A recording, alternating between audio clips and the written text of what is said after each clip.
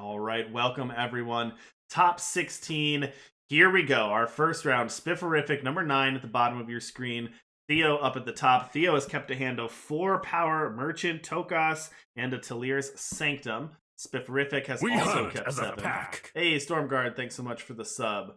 All right, so is this going to be a matchup watch wolf where we see both players sort of just spend the first couple turns developing? It doesn't seem like a 1-drop, 2-drop, 3-drop curve for either of these decks.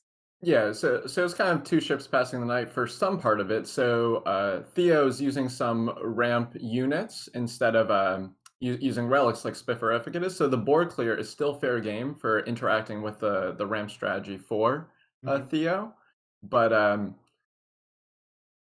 probably just developing relics in the early game like we're seeing here. So probably going to play, so you can play Tokas and then you can just start, developing your max power here.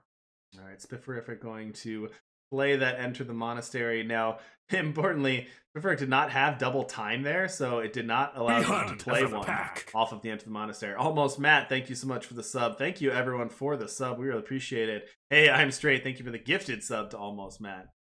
Yeah, so it shows that playing the Zolta Arcanum is not free. That Crest of Glory might have been a different power source that might have been able to produce time. So we're seeing some deck building cost here, but in this particular matchup, being slowed down by a turn might not matter as much as other spots, but still looking for that extra time influence. Yeah, absolutely. And so that means that Perilous Research and that Ancestral Oasis both offline for now. All right, Theo going to go here with the Aurelian Merchant. Let's take a look at Theo's market real quick. So Theo's market options are Shepherd Horn, Xenon Obelisk, Grodolf's Burden, Soul's Rest, and Valiant Guardian. And it looks like Theo's going to take that Valiant Guardian. Theo, with this ramp, with these 2 units out, is already at 7 power, thanks to these 2 units. It's kind of interesting. So if you're Spiff, you can probably deduce that's going to be Valiant Guardian, just Theo trying to really push the pedal to the metal while Spifferific is stumbling. So I could see a Builder's Decree being fired off here. It's kind of dicey, but you can also equalize. Yeah. So if you equalize, you really stunt some of the development here. What I was interested was you could also Builder's Decree and then equalize, so you like lock out one of the cards for a turn. Sure. But instead valuing, okay, I can follow this up with another Builder's Decree that's amplified once, and then that could present, this 6/6 of pressure. And Theo's deck doesn't actually have that many good ways of blocking, so maybe just taking a more aggressive approach here. All right, thank you, Kaz, so much for the raid. We appreciate it. Welcome everybody from Cassandra to stream 5 minutes ago. Glad that you all are here. Yeah, and that equalize was pretty good, slowing Theo down a little bit, but Theo's building back up. So now Spifferific you got both players with a lot of power and not a lot of threats in hand. That Valiant Guardian shut off right now by that Builder's Decree, but that Zolta Arcanum, fair game now for Spifferific, but also an alarming findings now for Theo available next turn on their side of things. Already with 4 relics also. Yeah, it's going to be a tall order for Spifferific, but we'll see if this Zolta Arcanum that cost them the extra time that I mentioned earlier is good enough to get them back into this. We'll see. All right, so Zolta Arcanum, I know people might not be super familiar with this, or maybe it's been a while. It's a 7 cost for, whatever you call that, loyalty site. When you attack with 1 or more units, play a random power card from your deck, and then the agenda has a couple options. Play 2/2. Play 2/2/2 with Aegis and Endurance. Harmony of Flame is get 1 power for each of your units, reduce the spells, and then Vital Arcana, draw 2 cards, gain 2 health. So lots of different options there. Went with the 2/2/2s to start, and here, as we said, alarming findings. That is going to get 6 or 5 Sandcrawlers, I think, and draw 5 cards, I believe. Yeah, pretty good there because of all these relics that Theo has. Yeah, it looks like we got some more subs. I was gifted a sub. Looks like you got gifted a sub. Thank you, Canada has feet for hands for that gifted sub. We appreciate it. Starting the stream early today. Everybody's got that invitational energy. So one thing that's pretty cool about Theo's deck is that you can lower the cost of your rat cages. So then when you draw the glimpse, they also cost 0, just like that rat cage did there. So utilizing all the power that turn and just creating a pretty menacing board. So Spiff's gonna have to do a lot to get back into this, but with all the board clears in their deck, they might be able to do it. They definitely can. Yeah, and Age-Worn Vestige, a nice draw there for Spiff. It is going to cost 9 to get the full partial value, so that's a little bit away. Yeah, but Theo has an important decision to make on their turn. Are you going to go after are you going to go after the site, or are you going to go after Spifferific? So if you Yeah. leave the site around and then a board clear comes out next turn, you won't be able to address it. You don't have any charge units or Right. anything like that. Right. Yeah, this would go off. And the ultimate here is Bren Archmagister. It's a 5/5 for 7. When you play another card, get +1 power this turn. Yeah, this Age Ward Vestige is going to be ready this upcoming turn for Spifferific. So like you said, really interesting decision here for Theo. Whether to attack face or get rid of the Arcanum. Yeah, I think I would err on the side of getting rid of the Arcanum. The card you're most worried about is Equalize, but you have an Amber Locket, I think it's called. Yeah, you've Amber got Lock on one. reserve, and you have Oasis, like the Oasis to be able to invoke. So Yeah. you do have ways to recover from Equalize. So I think if you keep the board clear, you end up in a pretty good spot. Ekaton, thank you for the follow. Yeah, you can refill your hands. You got the Amberlock, you got the Oasis, and then you got an Heirloom as well. You also get to commit more this turn, so you get to play Grodov's Burden, which will allow you to continue to draw cards. So Equalize would just get to the board to some sort of pseudo parity, but then you still have all these relics. You're kind of doing the thing Spifferific wants to be doing, but slightly better. So kind of getting to play both sides of your Rat Cage plan and your normal relics plan. So Bury the Past took care of. I didn't see what relic it took care of, but Banish going to take care of another one. Coveted Gemstone was the other one. Maybe it was a Coveted Gemstone as well. Yeah, I think it might have been 3 coveted gemstones, and Pillar of Progress were the 4. Yeah, I think you're right. I think that's what it was.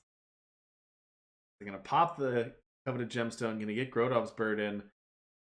You're going to play out the Grodov's Burden. Interesting. Okay. So you can burden their burden. Yeah.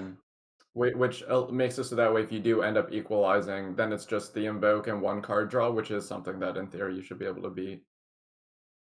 It doesn't even have to be equalized. It could be like some sort of other board clear, but just cutting off the ability to not lose any resources and keep on drawing cards. So trying to play the control role here.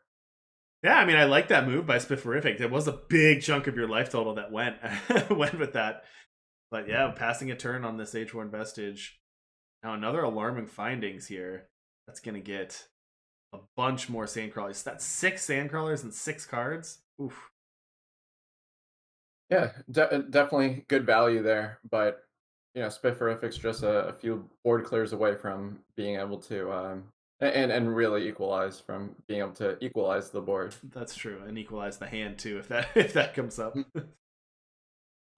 Which is why Theo's playing out all these Amber Locks, because that's a good way to have Yeah. resources post and equalize. So in this type of situation, you want to think, okay, I'm very far ahead. How do I lose? And with open deck lists, you can really take your time and figure it out. And that's why we see Theo just deploying all these game objects.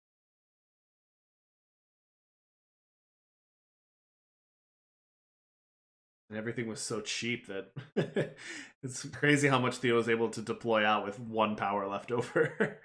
Yeah. Definitely a very interesting deck that we haven't really seen a lot of in competitive play. Well, I think Spifferific's hand is forced, no pun intended here, because not going to be able to survive a hit from all these Sandcrawlers as is. Right. So here comes the hand of justice, if you will. Age-worn Vestige, harsh rule, going to take that out. Leave a weapon behind, hit for 4. But Theo has a full grip. That is not a hand bug, ladies and gentlemen. That is how many cards the Overmaster has in hand.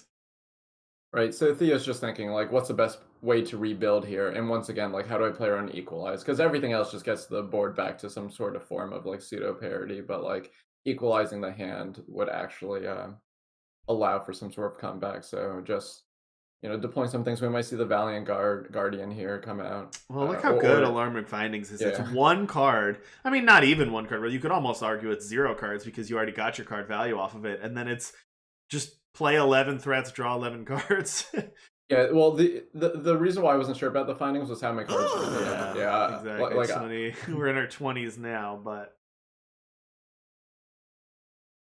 yeah, with 20 cards left, I could definitely see just firing off the findings here. You're kind of in a spot where you're not necessarily worried about not having inevitability because you have cards like Rat Cage that can just produce enough units such that you'd be fine. And then with Grodov's Burden on the bottom of your deck, you can't deck because you can keep on burdening your burden. Okay. Yeah. All right, gonna pass it back. Spifferific, Ancestral Oasis, and Zolta Arcanum. Neither of those is a Wrath.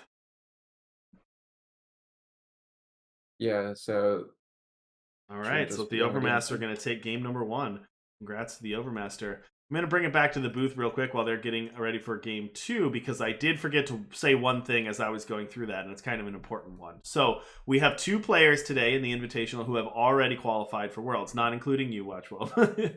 We also have the Boxer and the Overmaster, who we just watched, are both already qualified for Worlds. Now, thankfully, the other advantage of a double elimination structure is that it's not, it has built-in tie breaks because of how you play out the bracket. So it will go down to a third place regardless. We will have a set first, second, third winners regardless of how the tournament goes. So what that means is that someone new will go to Worlds today, because if Boxer gets first, it'll go to the second person. If Theo gets first, it'll go to the second person. Worst case scenario is Boxer and Theo are in the finals, but that's okay because then we have that third place match, and we'll make sure to focus on that. And whoever finishes the third will get that invite. So it will pass down if Boxer or Theo were to get to the finals today, just so everybody knows how that's going to go. All right, Spifferific's Relics Control deck list, popping that one back up here. Yeah, so like I mentioned, the power base, being slightly adjusted to account for the Zolta Arcanum. I do think there's a lot of interesting decisions to be made with firing off the earlier Equalize and how to play the Builder's Decree, but ultimately, just the perilous research and one player having a one player not allowed for just a lot of get ahead potential, and Theo was able to chain those together very efficiently to just kind of overwhelm the board. Sense. All right, Spifferific. Looks like Theo is on the play again. Unfortunately, we do not have the modified play draw. When BK gets on here, I'm sure chat will hammer away on that. Yeah, definitely an advantage. I mean, it's having BK on our territory for once. Normally he's doing the interviews, or he's in the direwolf stuff, but we get to do whatever we want here. All right, Spifferific going to toss the Shenra Speaks to the bottom here. Going to go with a Pillar of Progress here on turn 2. Yeah, so when you're an equalized deck, you just really want to deploy your things as soon as possible. So if it's not specifically an aggro matchup, you're a little bit more inclined to put cards like Shenra Speaks to the bottom, unless if you think you need to board clear multiple times. Right. All right, Pillar of or Enter the Monastery, I'm sorry, is actually going to get the ramp on, get that played. Yeah, we get that Shenra Speaks anyway. Thoughtseize Bug on full display. So it will be interesting to see how Spiff chooses to proceed from here. So with 2 units out, it might be good enough to just Shenra Speaks here, and then you can follow up with a Builder's Decree or an Equalize if there ends up being more units played. From Theo's side, it's about just once again managing some combination of a hand and the board, but really relics are key. Like relics are where you want to be because those don't get touched by any of the board wipe sort of effects. Right. That Shenra Speaks is going to take care of those units, but like you said, relics definitely being key here. And Age-Worn Vestige, Equalize, and Shenra Speaks don't take care of relics unless they're in your hand, I guess. But yeah, so I think from Theo, we're probably going to see the Coveted Gemstone and the Courier, but you're able to also play the Perilous Research here, which allows you to just have better later turns. Yeah, does Spifferific's deck pack enough pressure to keep Theo from just playing for the late game right at the beginning here? I guess a 4 attack weapon can start to do that. Yep, so it's the 4 attack weapon combined with Equalize, right? So if you play Alarming Findings for, say, like 6 or something, you have a bunch of units against a deck that doesn't have any units out, and you have a large hand which doesn't do anything, but it depends on how many relics you get off of it, which is probably why Theo put such a priority on playing the Perilous Research. Ooh, look at this. So glimpse the possibilities. Each card in your deck gets Warp this turn, and then going for an Aurelian Merchant. Is this just a value glimpse, or is there actually some combo here with Theo out of power? Yeah, it should just be a value glimpse. Yeah, I think it's just a value glimpse. I don't think there's anything Theo can do. But that's okay. Gonna warp that crest on top. Gonna see a Xenon Blueprints. Yeah, we'll put the Xenon Blueprints to the bottom, and now we see. I think that was another alarming findings there, Mhm. or perilous research. So now Spiff is a little equalized flooded, A not little something bit. that normally happens, but that might cause Spiff to fire off the Builder's Decree to just limit the amount of options that Theo has for pressing advantage. This weapon is going to do some work for a little bit. Just call Spifferific Denzel Washington, I guess. Nice. Um, Have so anybody seen that movie, The Equalizer? I haven't, but I was aware of the movie. So. I could hear the groan from chat through the through the computer. Okay. I'm ready to bust out all the different TNA memes and stuff, but I don't think anyone's playing Manacles today. Yeah, I don't know Manacles, and I don't know if we're getting D'Angelo mites either after that nerf. No, there were a bunch in the Xena mid decks, Yeah. so maybe we'll get some Turns of out those. it's still good.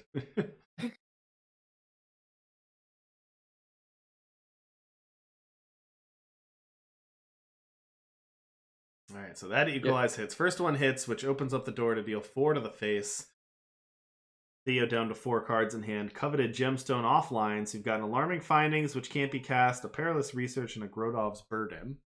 yeah. So Spifferific, knowing the whole hand, so you can just look at how many cards there are and know whether or not they have a power drop to make. Knows that there's all these like 7 and pseudo 8 drops in Grodov's Burden in Theo's hand. So if you can just get rid of the merchant, stymie the development of the gemstone, the times where Theo draws more clunkers, then you just end up in the spot where you can actually start to push an advantage. And as such, Theo's not able to actually get value off of this Grodov's Burden. Yeah, so the rare case of casting Grodov's Burden without the Spellcraft. So you still get the Exalted ability, but we're not playing Bury the Past here. And that means Spifferific is going to get at least one more hit in with this weapon. And really just starting to try to put the pedal to the metal, just developing 3/3/3s and shoving again. Prism Stone here. Get that fire influence on. Yep, so right. The Prism Stone is something we don't normally see in the Combray versions, but here either needing double time for some of the cards that we saw last game or the Fire Source for the Zolta Arcanum. And it still ramps all the same as say like something like Coveted Gemstone. Mm-hmm. Oh, and here comes that Zolta Arcanum. Nice draw there for Spifferific here. Now Spifferific is pretty ahead, it looks like.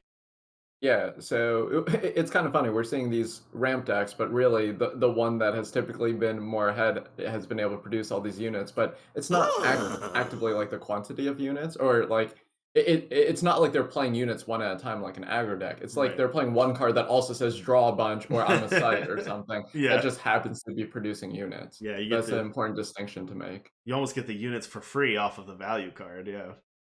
Right. Thanks for the follow. Tyr the Troll. Tyr the Troll? I don't know how to pronounce the word Tyhr. It's fine. That's the troll part. Indeed. All right, now some units out. A bunch of them can't block, but there are 3 Sandcrawlers there, which are 3/3s that can block.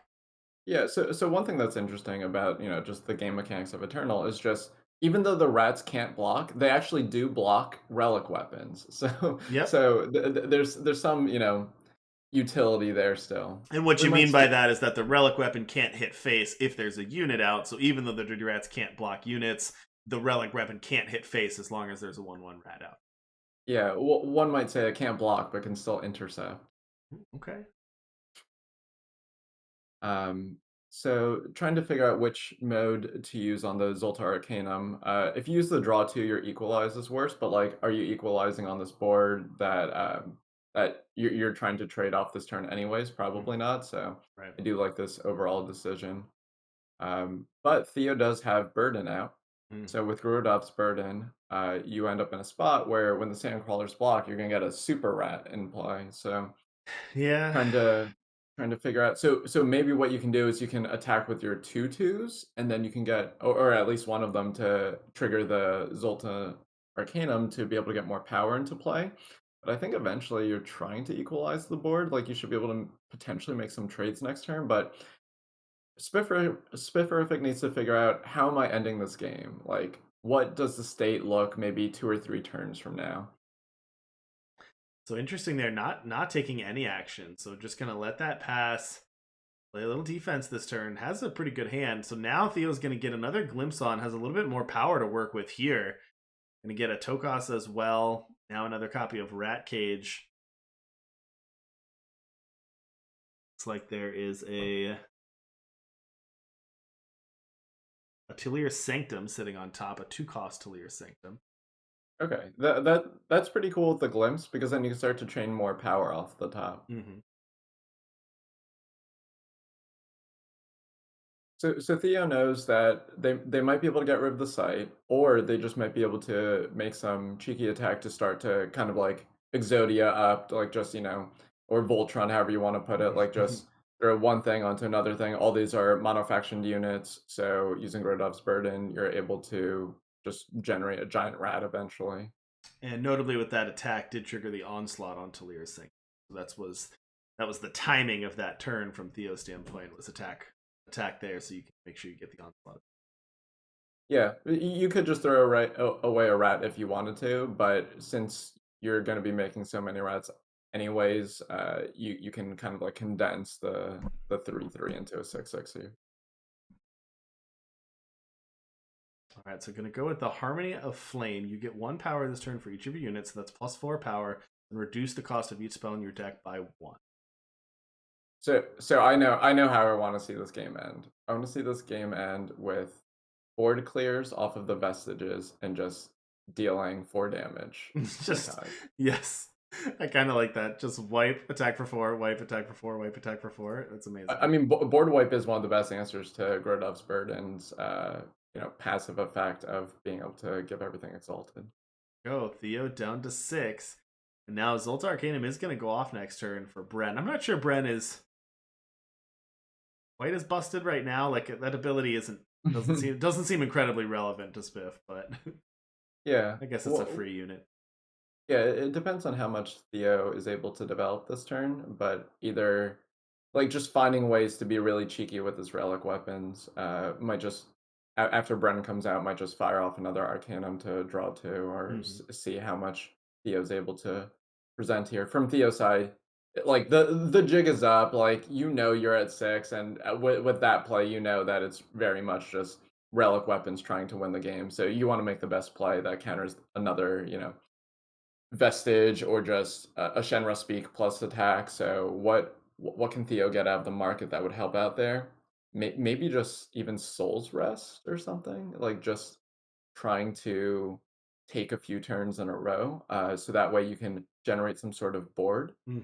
Instead of going with the Shepherd's Horn, so that's your overwhelm units cost 1 less, but your units have overwhelm when you play Porcelain Mask, so that's all your units cost 1 less once you play it, and then when you play a card with overwhelm, you gain 3. So that's a way to kind of gain life through these rat cages. Oh yeah, that's actually huge. That was 9 life right there. Yeah, I was a little bit slow to the pickup, but I got it towards the end. Yeah, I didn't see that earlier. Thank you for walking through that. So just to repeat, if anybody missed that, Porcelain Mask gives everything overwhelm, and then the Shepherd's Horn says that when you play a card with overwhelms, any unit played, and that includes the rats, you gain 3 health. So life gain not always powerful, but in this state, anytime you play a relic, gaining 9 health is definitely going to make the chip away with relic weapons a little tougher for Spifferific. Yeah, so it's kind of just back to the drawing board here for Spiff. Just you kind of need to address everything that's happening, and it could be possible that the best way to do that is getting your own Grodov's Burden. Then you need to like burden the horn, but then you're still just facing a frenzy of rats every turn. So I think these 3/3s in plays are just very good blockers for the 1/1s. I think we're gonna be here for a little bit longer. Yeah, there's the burden. Yeah, it didn't hit the horn; it hit the other burden. Looks like. Yeah, that makes sense. So what you're trying to just say is that okay, you can end up with a board full of rats, but if you can't like Exodia your rats, then it doesn't actually matter. There's a second copy of Arcanum. We're gonna be here for a while. Yeah. We are getting that power back, and then again, Harmony of Flame. So Spifferific doing some cheaty things with power here.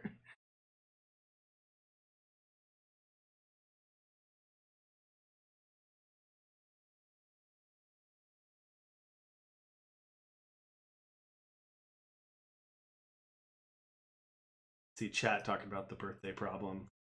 It's one of my favorite Oh, classic. classic things. Hmm. Well, I won't go over it for chat, but definitely read up on the birthday problem. It'll make your mind feel some crazy things. Yeah.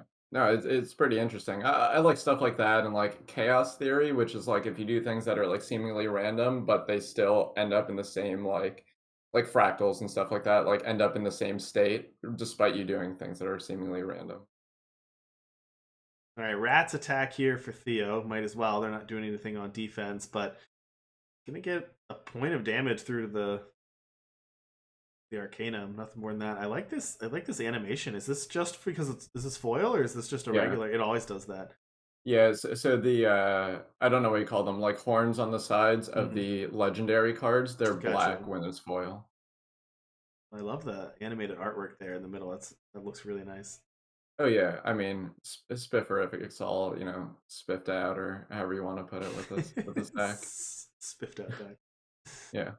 Well, you can see their appreciation both for the game itself, but the cards that they choose to play. A lot of these are animated foils. Yeah, I do they look very nice. I will give them credit. I do wonder why the Crest of Glory, like the power base, should probably also be shiny, but I guess you don't see them as much, right? Like they just go into the you know the power zone or whatever it's called, and then you just don't see them animated anymore. So Right.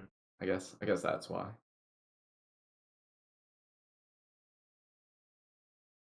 Spiff up to a casual 23 power here.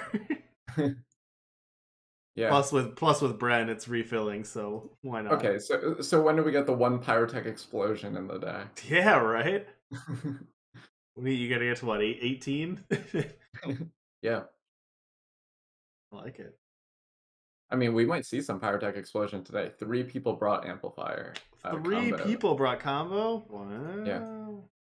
Theo's actually one of them, playing Call to Allies, that we could put the Overloader on top with no other units.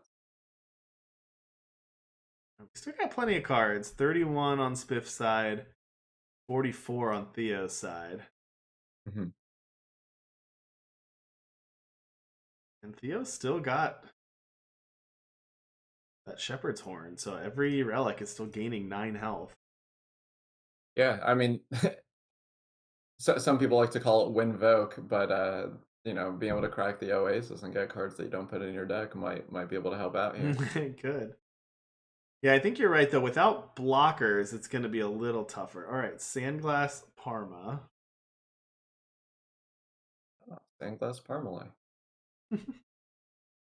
Okay, so just more max power cards, but Sure. you can also note that that's a relic weapon, I believe. So then it would get boosted for. Oh no, it's a It's just a normal regular weapon. Oh my weapon. Yeah. god. Okay.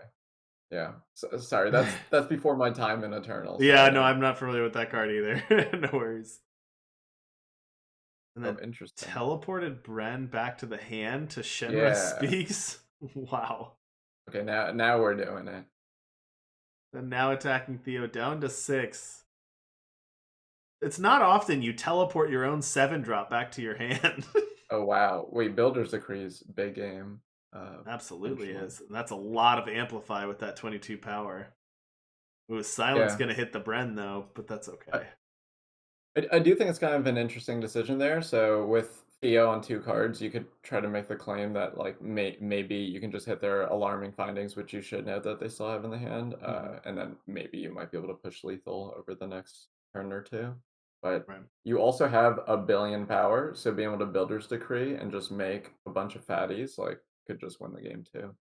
Yeah, it's almost And unfortunate that Spifferific has so much cards in hand because if they had fewer, they could equalize and empty Theo's hand. well, But well, I think what you can do here is you can equalize and then just play a giant Builder's Decree. And I yeah, don't think Theo's deck's actually very well equipped to handle a board full of 22/22s. right.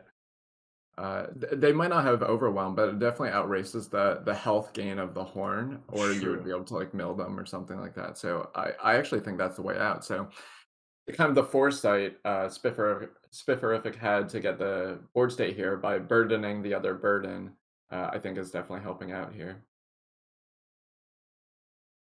As we've seen before, Theo just rebuilding the board after a board wipe. Pretty much every single turn after Spifferific's wiped, Theo's gotten a bunch of units back out. Yeah, you might be saying like, okay, Theo's wasting the opportunity to gain more health and make more rats here, but aware that Spifferific has still yet to play an equalize. Those are two equalizes from the opening hand, I believe. So just kind of trying to figure out what to do here, but ultimately playing just another board clear off of Yeah. the vestige, and now you have a It's a little larger awkward relic. because they had to play the 2/2/2s off of the site, so equalize would have not been as good. But here you go. You got how many of these? Three of them? Four of them? Three of them. So now you got 23 with Exalted because of that Grodov's Burden. And as you said, those are going to be a little tough for Theo to deal with. Going to get some rats and gain some health, but if these go unblocked, that's 69 damage a swing. Right. And would you say that that's nice? I would say that that's pretty nice indeed. How about this vestige? It's also a 6/9. Spifferific, incidentally going for the memes as well. Yeah, how do we get 420 in here? That's a real question. I was just thinking the same thing. It's got to be a 420 somewhere. If Theo plays 11 power worth of cards here, that's probably the easiest way to get 420. I'm always on the lookout for these things. I'm not like a meme machine like other people, but when I'm on coverage, my mind's just everywhere. So. All right. Oh no! Fire off the heirloom. The vestige is gone down to a 6/5 now. Not nice. Not nice. Not Abort. nice anymore. And Tokas ruining the 420 dream up to 21 power now. Okay, Spiff has to win this now. Spiff still has 69 worth of damage in play. Yeah, that's what we gotta do. Spiffer's just gotta get rid of this Tokas and then swing for 69 lethal. Yeah, nice. Oh, it's gonna happen. All right, here comes Bren. Yeah, does Theo have a way to stop just attack Tokas, attack for 69? No. I think it does. There's no fast spells other than banish. So you could in theory banish, but Theo only has 2 max power. Or 2 power here. There we go. 69 lethal for Spifferific. Gonna take down Theo in game 2. And they are going to go to a game 3. So let's head back to the deck list. We'll get that updated. So nice comeback there from Spifferific. That took a while, but got there on that one. Let me check out the bracket, see if we have any updates from the back tables. Oh, I think they're all updated. I think they are all updated. We even have somebody in round 3 already. Oh wow! Since we've been playing people on the back end, so yeah. Nice. But there are no time limits again as well today. Given that we have starting a little bit earlier, we can kind of do whatever time we want, and because this is such an important event, we decided no time limits tonight. So players can go as long as they need, as long as they're not slow playing, of course. But no, but nobody in our top. Oh, with this game taking so long, they could slow play. That's also fine. All right, here we go. I will read off some results, but I want to tell our players they are good to go. Good to get started with this one. Alrighty. While they're getting their opening hand set, read off some results here. JNL, who you may have remembered the name Roomdo from the qualifying, changed their name to JNL, also had that sweet YouTube video, has only been playing Eternal for a couple months now, just started this summer. Number 16 seed took down number 1 Apple Chips. So JNL moving on to the next round, and we'll play the winner of this match. Alex Fierro, our number 4 seed, took down the Boxer. Jez 2718, our number 5 seed, took down Reason. So Alex Fierro and Jez 2718 are going to go at it next round. Derek Davis, our number 15 seed, took down number 2 Male. Number 7 Old Rich took down Croge. So Derek Davis versus Old Rich in the next round. I'm So Bad, our number 3 seed, took down Gozu, and Aroma Nova took down Ash Acer, and then I'm So Bad and Aroma Nova already went head-to-head in the round 2, and Aroma Nova took that one. So Aroma Nova is all the way to the top 4 of the winners bracket already, while these players are still in round 1 here. Yeah, I'll take the blame for this one. I did choose this round 1, so I really want to see it because I thought both these decks were sweet. I was just hoping it would be slightly faster, That's but all right. it's of no fault to the players. It's definitely the deck, so No, it's absolutely. This is exciting for sure, and yeah, that's one of the advantages of the double elim is that we can have the games going and not have much downtime. So, yeah, and people could take breaks and stuff, so it's pretty sweet. all right. Well, So we got here, 5 rats out for Theo. So 3 relics, 5 rats. Spifferific right? has the equalize in hand, is just holding on to it for now, trying to get a little bit more before they follow that off. Honestly, those 5 rats at this point are probably not the scariest thing in the world for Spifferific. Probably doesn't want to waste one of their key cards at this point. But it's Yeah, going to have so to eventually. there's something cool here from like a deck building principle almost. So like Spifferific's deck is very consistent, does the same thing every game. Theo's deck, on the other hand, has the ability to sometimes do what Spifferific's deck does, but sometimes just do this aggro plan with rats. So sometimes when you have multiple sides to your deck, you're able to draw or utilize in your opening hand certain combinations that are better against certain opponents. So by being able to have this aggro start, you kind of put a different emphasis on the game.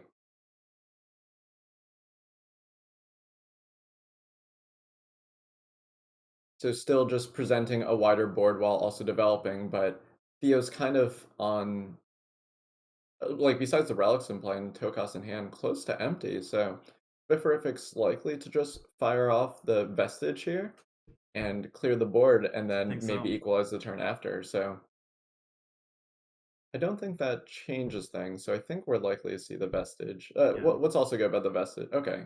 The Oh equalize. yeah, yeah. So you get to make them discard a card here, and then you get to play Yeah. the Zolta. Yeah, that makes sense. I I didn't calibrate appropriately for drawing the Zolta, so that makes sense. Ooh. What you choose to do here is kind of interesting. So when you make the units, you're likely to lose them if you end up blowing the Right. If you vestige. have But to use the vestige, then you use the units, but going with that here. Theo gonna pop the coveted gemstone, draw a sentinel or attachment from your market, and is gonna get that shepherd's horn.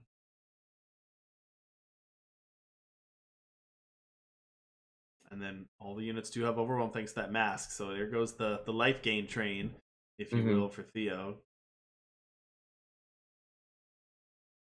So really, the only way Spifferific was able to get Theo's life down to anything reasonable at that point after he got that on was just the Sentinels from the Builder's Decree. You know, the 2/2s and the 3/3s weren't even going to get close to dealing that much damage.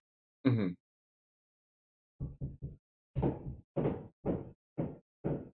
Yeah, it's actually pretty interesting how this game ended up developing. Just like the aggro rats plan, one board clear, and Mm. now it looks like Spiff is kind of in the driver's seat here. Yeah, it does look that way.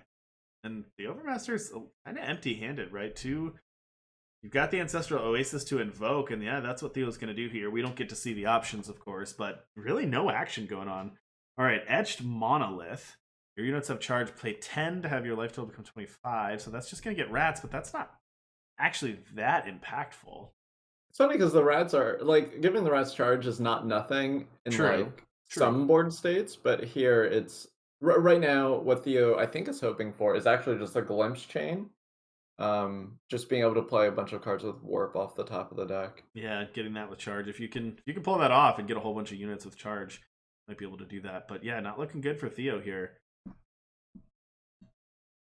Yeah, so Spifferific's market for this gemstone, which could be utilized this turn, is Gavel, Knife, Sword of Unity, Grodov's Burden, and Martyr's Chains. So I could see either Martyr's Chains or the Burden. Yeah, that makes sense to me.